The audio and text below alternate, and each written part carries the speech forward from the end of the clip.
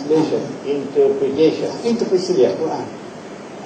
If I'm not mistaken, in the book Hijab, Wahhabi and Saudi, yes. you mentioned about Yusuf Ali's translation.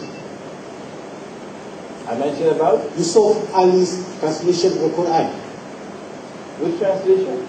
Yusuf Ali. Oh, Yusuf Ali, okay. You did say something not proper about Yusuf Ali. Translation was not right.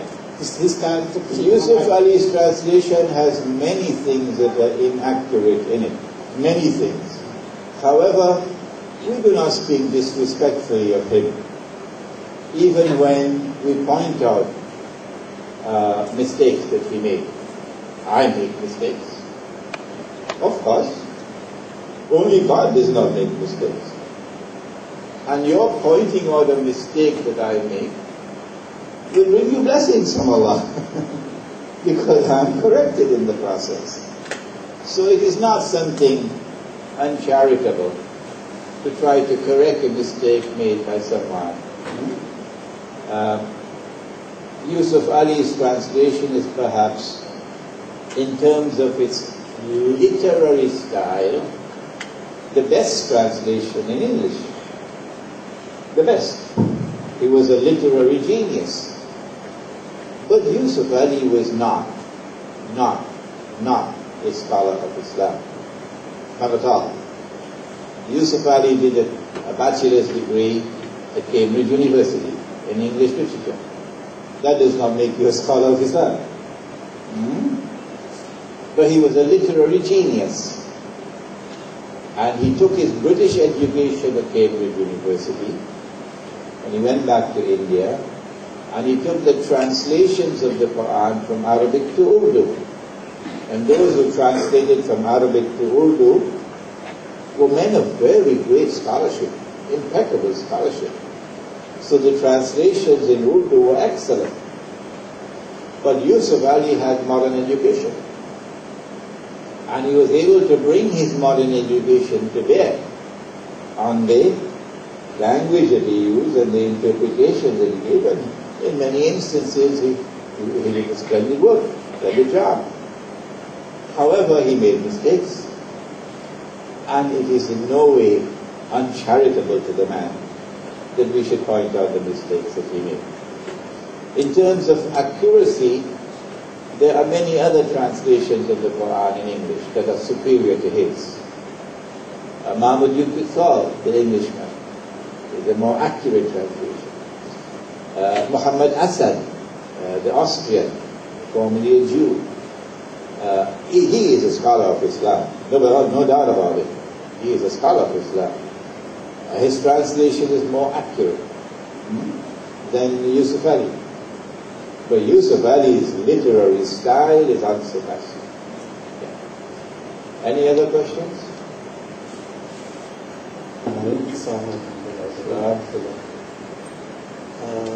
Sheikh was speaking about the institution of fasting just now, where we create a power and energy among Muslims. But I would like to maybe the Sheikh can add on to our people. In example, in Malaysia, when it comes fasting months, there are festivities. It turns into festivities. We can see, our brothers might agree with me. So there are a lot of lacking. So I know nothing of that subject.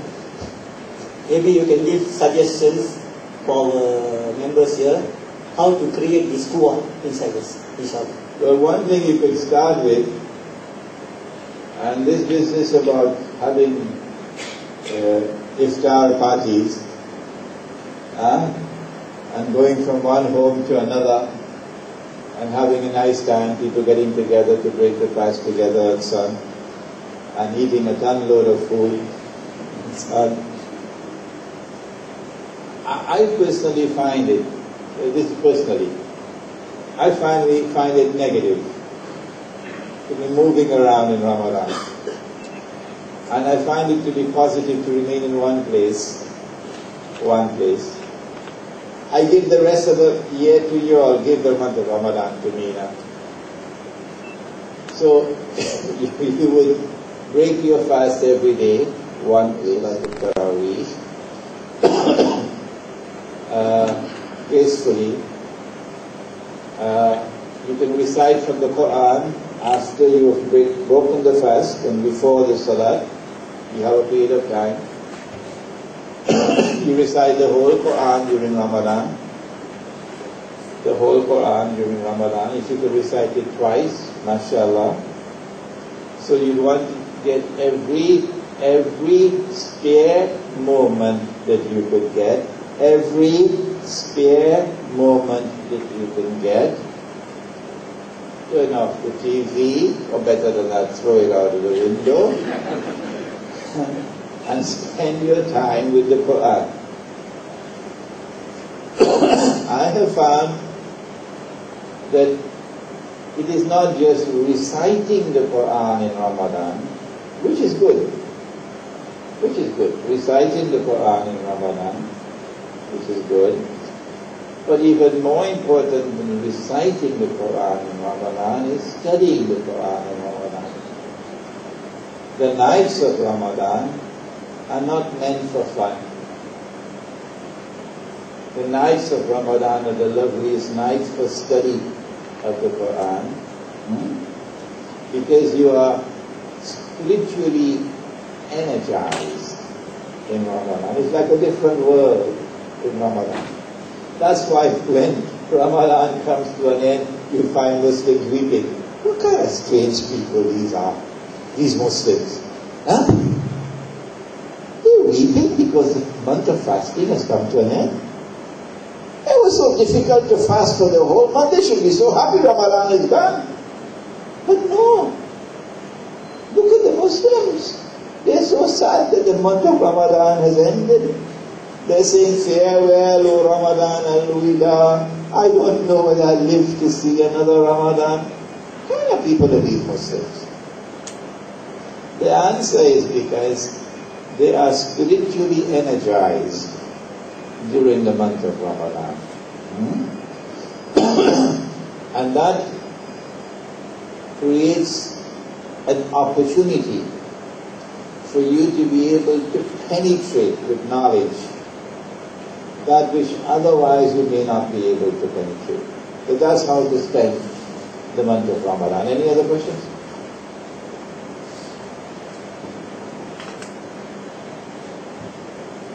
Okay. Okay, Gary.